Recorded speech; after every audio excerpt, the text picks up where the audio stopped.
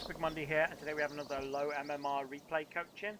This is Hotahpeh from Reddit. I hope I'm pronouncing your name right. Probably not. This game he played Bounty Hunter.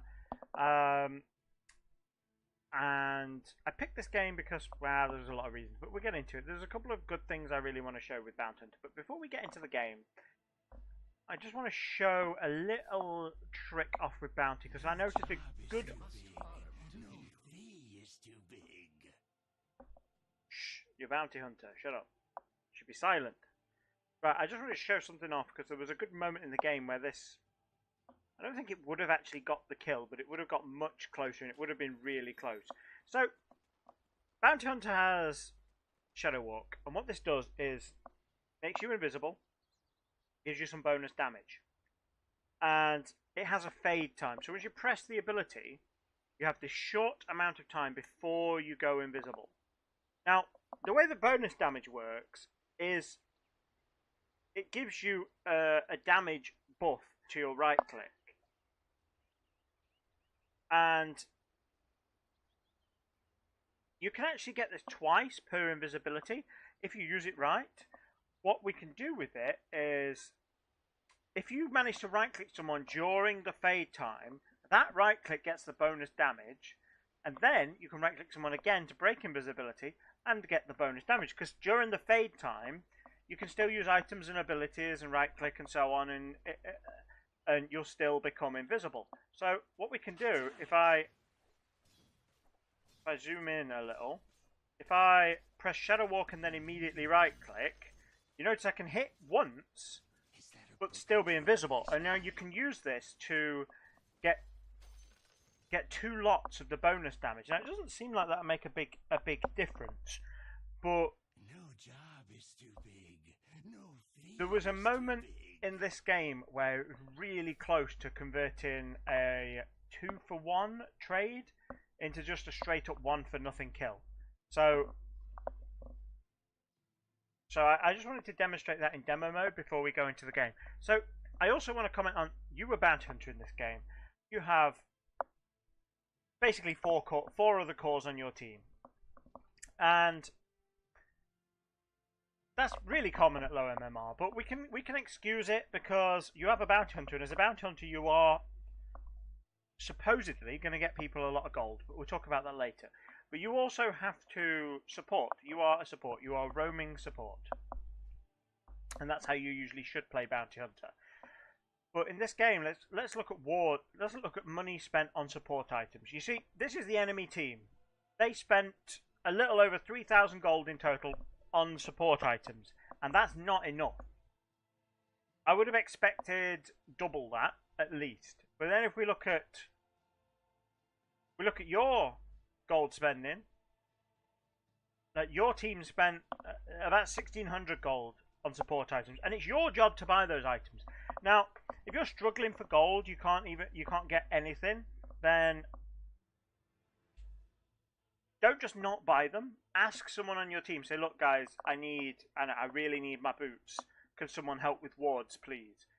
And by doing that, a lot of players will help you buy wards. It's much better than just not having wards. Now, I do suspect you probably just forgot to buy wards, or never got around to it. But this 2 observer wards through the whole game is not acceptable.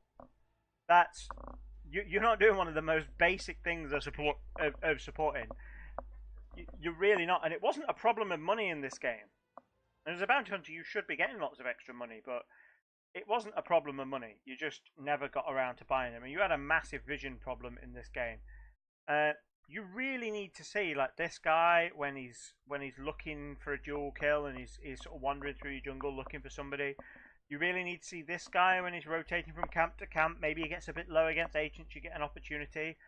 You really need to see a Crystal Maiden, because if you catch her out on her own going on a warding mission, which she did a lot more than you did, if you catch her on her own, she's an easy kill for Chaos Knight, for Sniper, for all of you basically. She's a free kill if you know where she is.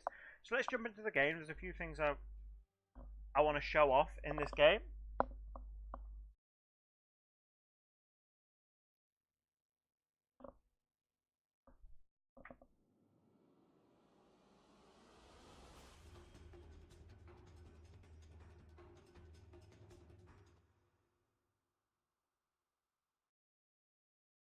your ban. The first thing, if we watch your player perspective, and we just fast forward quite a bit. Let's get into the game. 30 seconds to battle. This ain't no snowball. Very good that you invaded for that rune. It's really good that you. So you spent. I'm going to put it in fast speed, but you spend quite a lot of time early on, either doing nothing or standing in lane. What we're going to do, we're going to count how many times you right-click the enemy. Okay. 1, 2.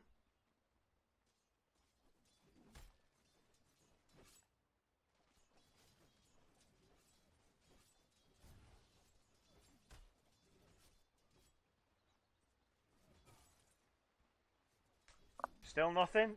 3, 4. Look at that. Radiant's courier And you just got killed. right.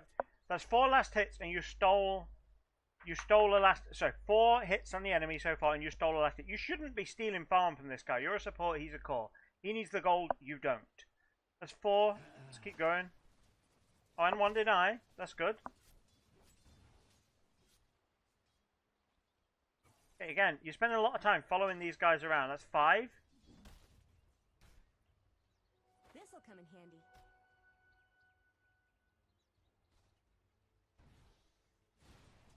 You see why I'm doing this in fast forward? This is a lot. Now,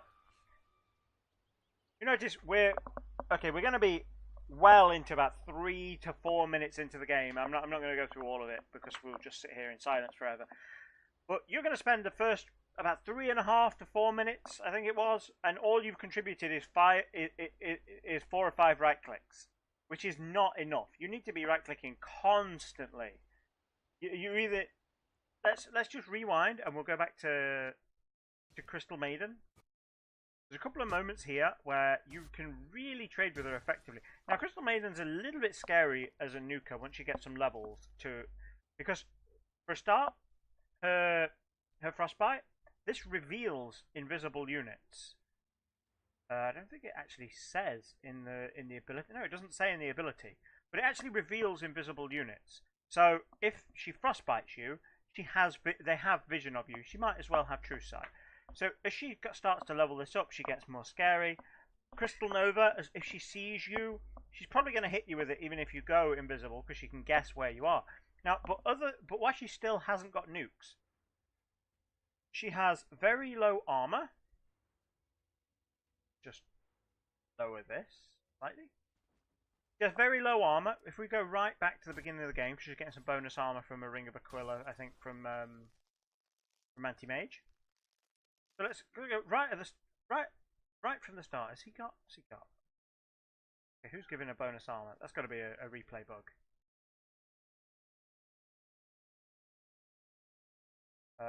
Okay, she's still... Yeah, it's a replay bug. It says she's covered by tower protection, and she's not. So Crystal Maiden, usually she's got 1 armor, 520 health. You have 6 armor, 560 health. So you have more health and more armor than her. Forgetting about her right click, about her nuke for a moment, which does a small amount of damage, and she's going to get 1 right click. It's okay damage. It's not great. You're going to get 1 right click, and she's going to about 200 damage to you. After that, you can trade with her and trade with her and trade with her and trade with her as much as you like, and you're going to get. And then you're going to get away with, as soon as it gets dangerous to you, you're going to get away with Shadow Walk. And one of the things that you can force with this, because you're going to Orb of Venom slower, you get to choose when this fight ends. And as you end it, is the reason I showed you that little trick before we started with Bounty Hunter of getting that extra hit, is as you go invisible, you can time that to get an extra bonus damage right click on her, and then you just walk away as things get risky. And because you've got the Orb of Venom, like I say, you can choose when the trading ends. If she's turning around and fighting you, and maybe there's creeps hitting you, the anti-mage comes, whatever reason that you are not trading well, you can choose to end that and deal some extra bonus damage when you choose to end it. If she just tries to run though, then you can just carry on hitting her and hitting her and hitting her, and she's not fast enough to walk away. You've got 319 movement speed. With the Orb of Venom slow, she's got 242. There is no way. You can just hit her and hit her and hit her, And at low MMR, it's particularly at low MMR, it's really common for carries to not even notice the supports in lane with them. So there's a moment where she walks off this way. You could have just followed her there, right-clicked her, and right-clicked her, and right-clicked her. One of the problems with Crystal Maiden at level 1, and with a lot of supports at level 1, is they don't have the mana to just keep casting spells again and again and again. So you might find when you first trade with her, she'll have a slight advantage because of the damage from Frostbite. After that has gone, if you keep the pressure up before she has chance to regen mana and before she has chance to regen health, if you keep the pressure up on her, and this will apply to a lot of low armor supports, if you keep that pressure up, she's going to lose a lot more health than you are. You might get lucky, she might stick around too much and you might get a kill. She might just back out of the lane and all of a sudden, this anti-mage is on his own. Now you might get a level advantage from that, but when the Chaos Knight has a stun and you have a slow, you can, once the Crystal Maiden's out of lane, you can focus on doing the same thing to the anti-mage. That's going to be a little bit more difficult because he's close enough to creeps most of the time that if you hit him, you're going to aggro the creeps. But again, you can walk up, you can hit him a couple of times. By the time the creeps actually get to you, you then do this invisibility trick where you hit him once with a bonus damage and you walk off. Then you wait for the cooldown of Shadow Walk, which is low enough for you to spam it. You walk back in, you right-click him a couple of times. As soon as the creeps get to the point where they're ready to start hitting you, and you won't be trading favourably, you do the invisibility thing again, you hit him once and walk off. And if you're lucky, with the timing of how things move, you can actually get the second hit of Shadow Walk before it walks off. Very, very quickly, you'll just chase these guys out of lane completely. So that's one thing you could have done in this lane to make things different. The other thing you could have done is just be everywhere. Like, literally aim to be in a different lane every minute. That's kind of hard, and you tried to do that a little bit at about the 2-minute mark, and this is a problem with low MMR games, is when you approach for a gank, people see you approaching for a gank. Go back to your player perspective. People see you approaching for a gank and they mess it up. They don't know how to react properly, so things go wrong. So one thing you can do is, before you leave your lane to go gank somewhere, just type in the chat, "Sniper, I'm coming mid, can you let Invoker push?" or something like that. And then he has time to register in his head, "Oh, you're coming, I should get ready, I should get shrapnel, make sure shrapnel's ready.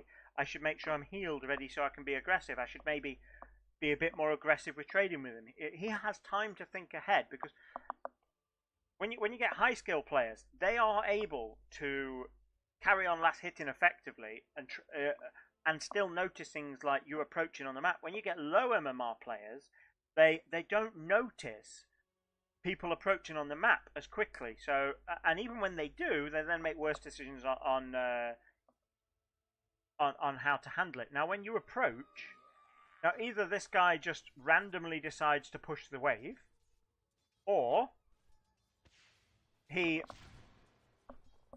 just saw you coming and thought, "Oh, bounty hunter's here, now's a good time to push." This is why I say it's communicating with your team before you go to gank can make a big difference in making sure they're ready. And even tell them, it's like say to him, "When I'm nearly there," like, come on voice chat, get yourself a microphone if you got, or type it if you have to. Say to him, "When I'm almost there, start trading with him." And what will happen is the Invoker will then fight the Sniper, thinking, "Oh, okay, I can out-trade a Sniper," and then you come in and hit him, and all of a sudden he takes this big amount of extra damage. He's getting hit by 2 heroes. Before he has time to back out and react, things go horribly. But the important thing here is that you tell the Sniper in advance. If you don't want to tell him, just hold Alt, left click a couple of times, just to get his attention. Don't go mad with pinging. Just ping like twice, just to let him know you're coming. Because that couple of pings will then prompt the guy on your team to look at the map and notice that you're approaching. So what we could have done in this situation when he was pushing it up is use your invisibility to scout. If we go free cam for a moment. So you could scout, you could come and cut this guy off here. As soon as he gets to about here, then you go on him. The Sniper's almost in range to right click him. He doesn't have any shrapnel because, let's say, he's bad, he wasn't prepared. But that's okay, I mean, that happens. Okay, so let's skip to about 6 minutes, because this was a moment I was actually really disappointed in something you did, and I think we really need to watch over this. I'm going to fast forward until we get to it. I think this was it.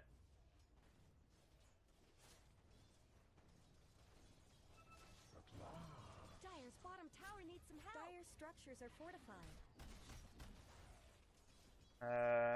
Maybe not. How many times we died? 2 deaths. I was a little bit too far ahead for that. Double kill. Oh, that was it.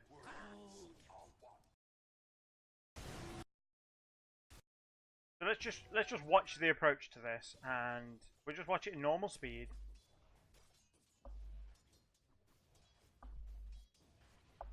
And then we'll break it down.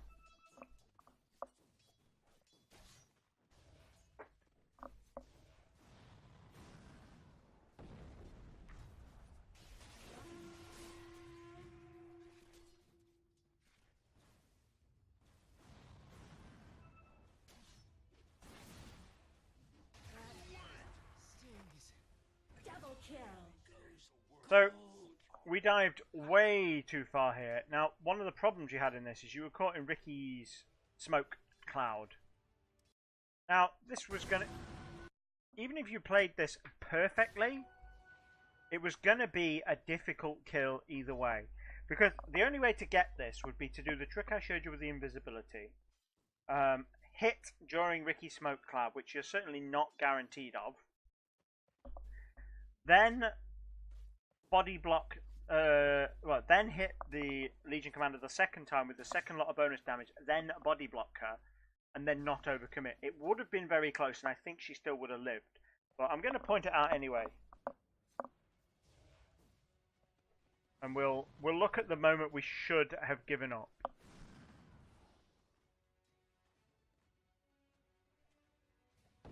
You know, if we watch your approach here, you could have hit him here.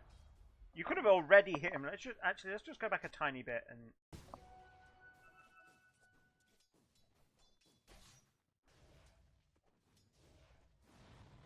Right, let's look at your attack range. Because you pretty much, your attack would have almost connected.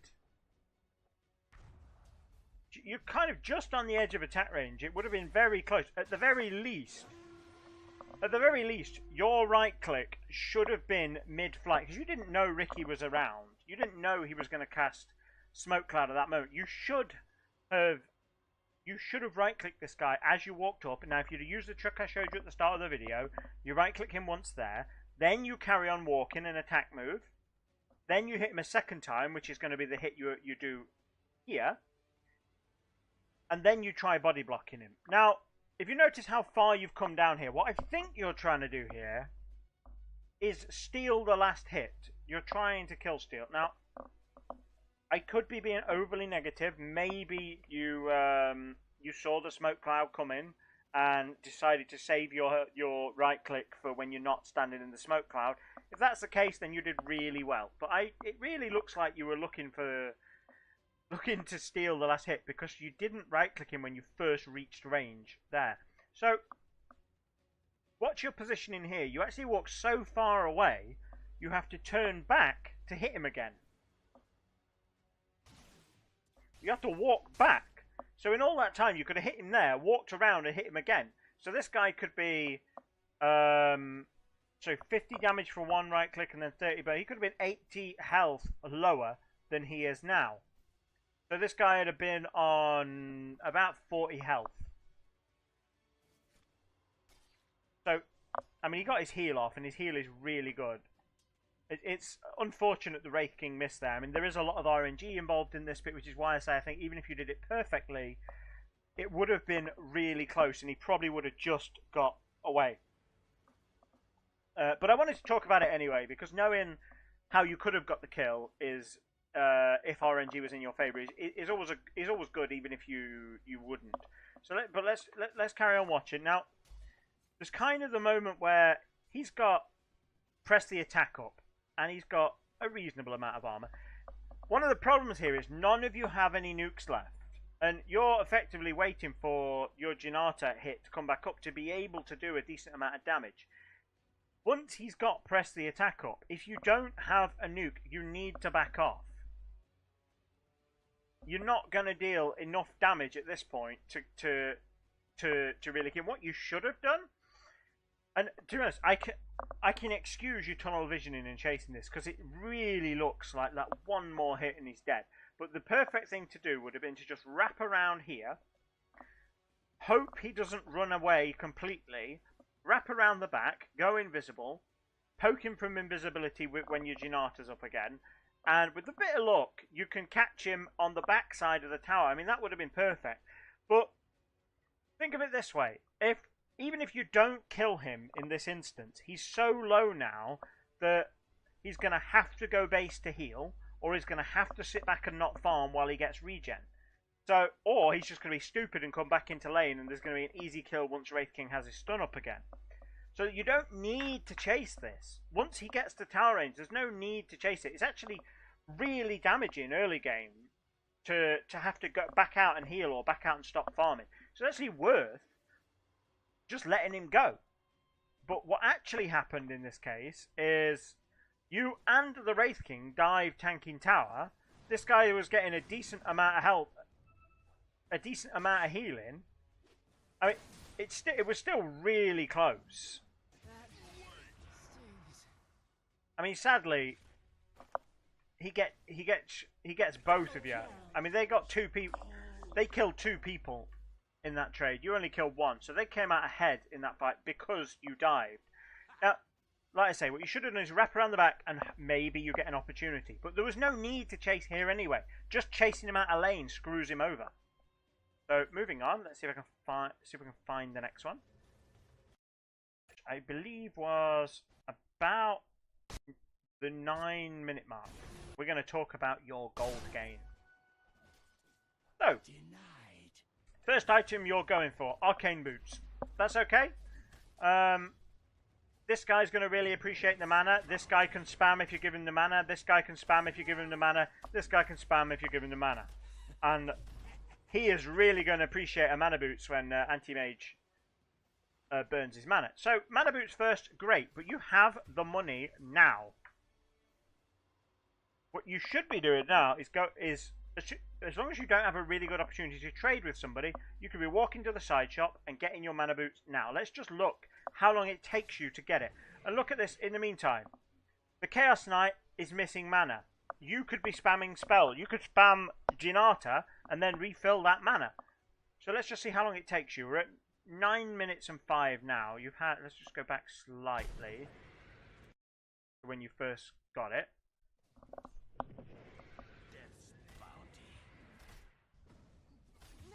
Alright, so that's it. 900 gold. First place to go from there, straight to the side shop, and get mana boots. This guy doesn't have enough mana. You're not going to chase an anti-mage now. Straight to the side shop, buy mana boots, and then come into lane and spam. So it's 850 now. Let's move at high speed, and we'll see when you actually get them.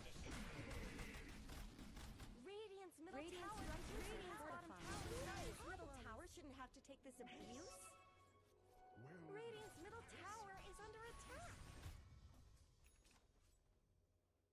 Right, so basically we've taken a full 2 minutes to buy your mana boots. We've also got money. Note, we have money to get the next set of wards out. There are wards in stock. We have money to get them. We really need that vision. We need to see when anti-mage is backing out to farm this camp. We want vision at the back of the tower maybe, so we can see when people are coming to defend if we want to get a push. Maybe we want to cover back here in case Invoker's farm as jungling. But yeah, 2 minutes without arcane boots. Now this guy has not had enough mana to cast his full combo for all of that for almost all of that 2 minutes. If you'd have bought that if you'd have bought the mana boots at 850, you'd have cast them twice by now. That's enough mana to have 2 initiations on the anti-mage. Now, yeah, you're not going to kill him because the stun duration is going to wear out. Unless you get the maximum stun, the stun duration is going to wear out. Anti-mage is going to blink away and he'll get away. But it takes a big chunk of his HP off. And then he's scared to come back into lane. And then you do that a second time. and he's down. Suddenly he's down to a third health, and he's struggling to farm safely. All that would have changed if you'd have gone and bought mana boots as soon as you had the money. So it's really important, as soon as you have the money to buy your items, to actually go and buy your items. So let's skip ahead now to about 20 minutes, I think it was. Maybe 22. There was a fight just as you were pushing racks. This might be it. Right, so we're on your perspective. What we're looking for here is the amount of times we lose an opportunity to track someone. One. Okay, so we got the track off. Okay, this is good. This is... I think I've picked the wrong fight because... I think I picked the wrong fight because the... as I skimmed through this video, there's about 4 fights where track was almost constantly on cooldown. If I can find it.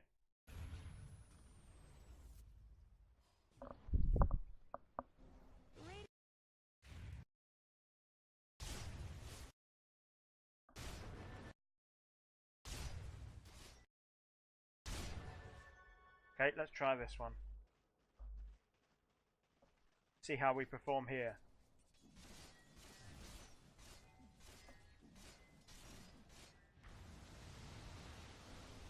Okay. A little slow on the track there. A little slow on the track there. That's unfortunate.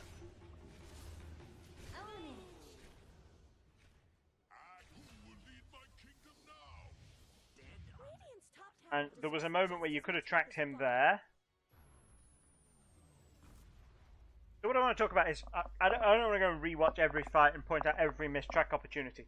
But there's lots of moments in the in this game where you are not tracking people when you get the chance. Now, it's probably a really good idea when you're playing Bounty Hunter to enable quick cast. Now go into the menu, look at quick cast, and assign the quick cast for your ult to any button you like. I mean, mine are really weird keys. My ult is on the F key.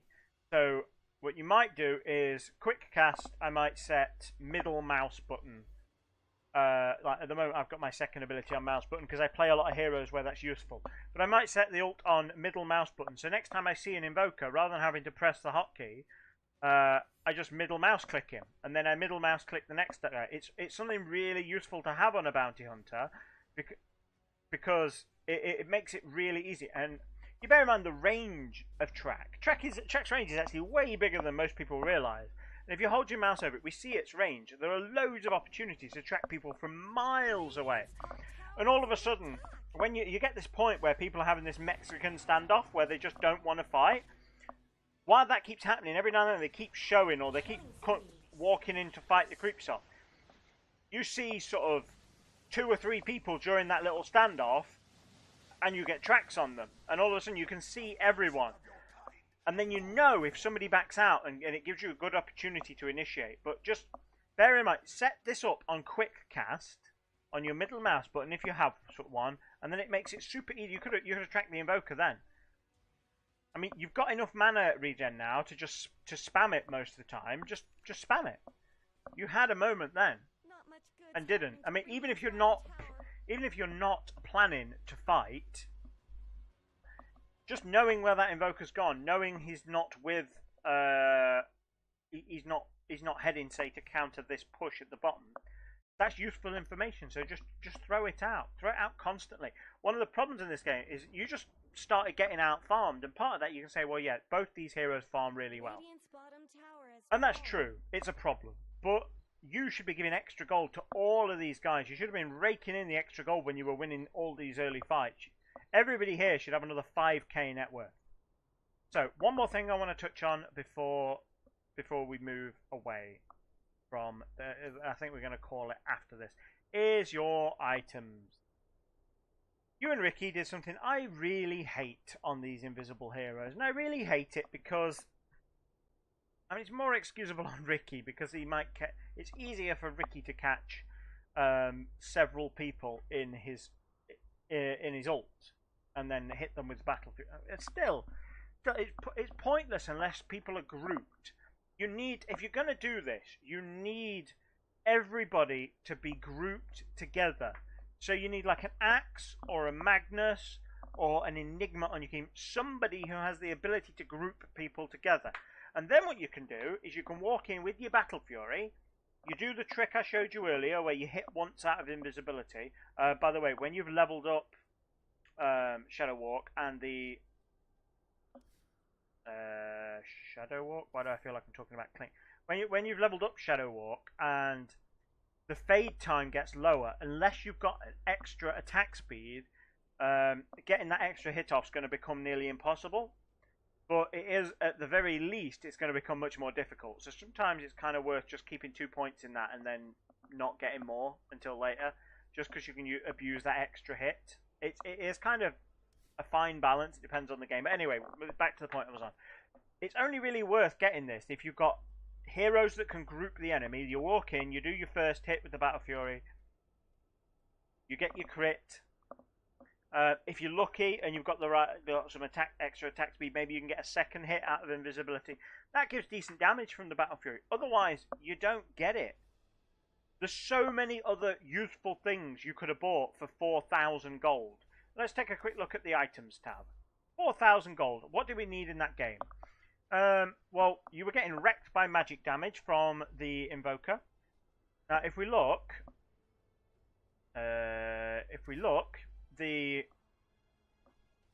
sadly this guy didn't have a blade mail, but it would have been useful. What you could have done is that guy could have had a blade mail, and we could have got a pipe, which is way cheaper than the Battle Fury, and it does more. All of a sudden, people aren't dying to the Crystal Maiden's magic; they're not dying to Invoker's magic. And you just roll over the enemy team. Nothing they can do. The other thing you could have done is, it's not as strong, but it's cheaper. Where is it? Glimmer Cape. We could have got a Glimmer Cape. Now, it gives 45% magic resistance on target. So if somebody gets meatballed, you can hit them with the magic resistance. Even if they're visible, they still get the magic resistance. So even if they're revealed by Sentry, even if they're continuing to attack, they still get the magic resistance. So it almost halves the damage they'll take from Invoker if Invoker initiates on someone. It gives you the opportunity to save someone. And the other thing you really need, and that's really useful, particularly in low skill level, let's just double check nobody bought it. No, right, the other thing you need, which has a great build up and will have much more usefulness, I mean this, Spirit Vessel. Again, it's way cheaper than a Battle Fury.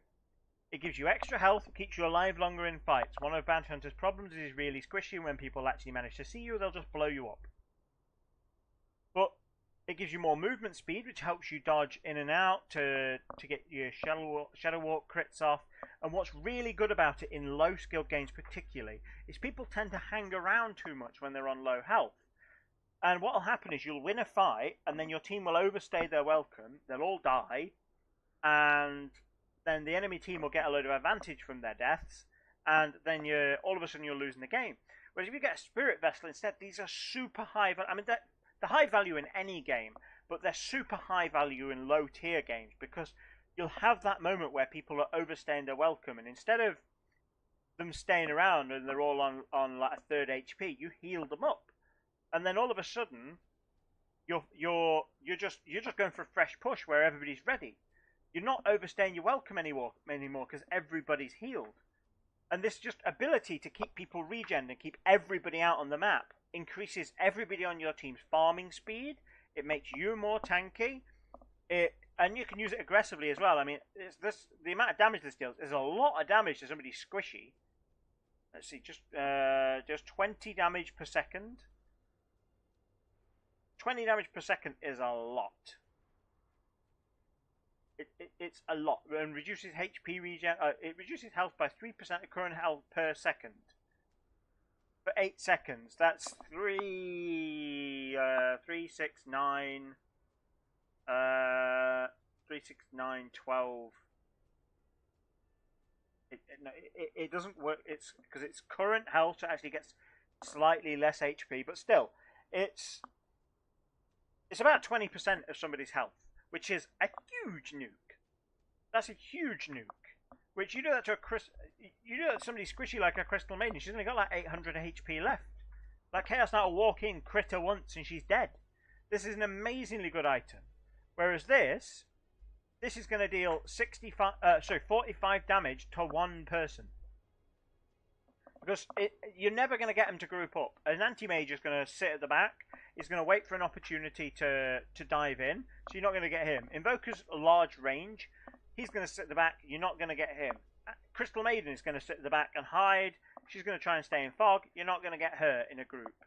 Legion Commander is going to be sitting out of the way, waiting for a duel opportunity. And Ricky is going to be wandering around trying to look for an opportunity on someone as well. These guys are not going to be grouped. You need something to force them to group if you're going to do this, and you need good coordination with your team. And it's something you're not going to get. Now, I've seen people argue, get a Battle Fury for farm on Bounty Hunter, which I hate. The principle is, you can walk up to a creep camp, crit it, it's dead. You wait for the Janata cooldown, walk up to the next creep camp, crit it, it's dead. So you blow up creep camps and you get an insane amount of farm just as you're walking from place to place. And while there is some merit to that, having an item like a Glimmer Cape or a Spirit Vessel or a Pipe are so much higher value for your team. I mean, it sounds like you'll get a lot of gold by having a Battle Fury, but by getting a Spirit Vessel and keeping everybody out on the map, everybody gets more gold. So So I'm going to call it there. I think that's enough for one video. I think we're nearly up to 40 minutes as it is. So thanks for watching. I hope you've enjoyed this. I hope you found it useful. If you have, please drop me a like, subscribe, go watch the rest of the series. There's some really good videos, particularly for low MMR players. So go watch the rest. There's also going to be a link in the description to the Reddit discussion on this. Like you'll notice, I discuss a lot of stuff that I'll say. This is particularly good at lower skill level, and in the discussion we tend to talk more about what you do in a normal game, or people will cover things that just would have made the video too long, or maybe things I've forgotten. So come and join the discussion too. It's or at least watch it. It's really good to get involved in, and I'd love to hear back from you later on. So thanks for watching, thanks for submitting. Have a great day, guys. Bye bye.